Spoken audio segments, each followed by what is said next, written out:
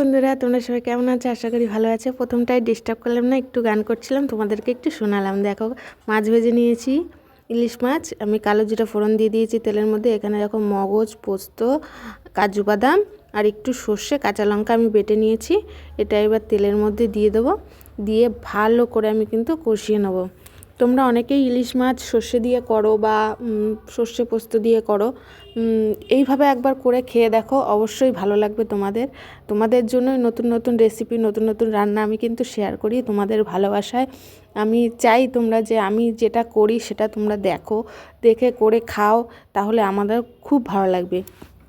দেখো, লবণ দিয়ে দিয়েছি, হলুদও দিয়ে দিলাম। এবার আমি কি ভালো করে যতক্ষণ না তেল বেরিয়ে আসছে ততক্ষণ কিন্তু কষিয়ে নেব। আর একটু লেগে লেগে যাবে, কারণ কাজু বাদাম দেওয়া আছে এর মধ্যে, মগজ দেওয়া আছে, যার জন্য একটু লেগে যেতে পারে। অনবরত নাড়াতে থাকতে হবে। দেখো, কষে গেছে একদম ভালো করে, তেলও উঠে এসছে। এবার কিন্তু আমি এখানে জল দিয়ে দেবো পরিমাণ মতো।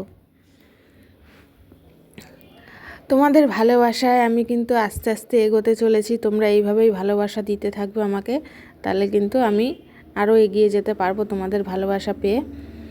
দেখো, ফুটে উঠেছে। এবার আমি কিন্তু মাছগুলো দিয়ে দেবো। আজকে ইলিশ মাছ হয়েছে বাড়িতে, যার জন্য ইলিশ মাছ আমরা সচরাচর খাই না, কারণ আমি খুব ভালোবাসি, কিন্তু কাটার জন্য মেয়েও পছন্দ করে না, ওর বাবাও পছন্দ করে না, যার জন্য আনা হয় না বেশি।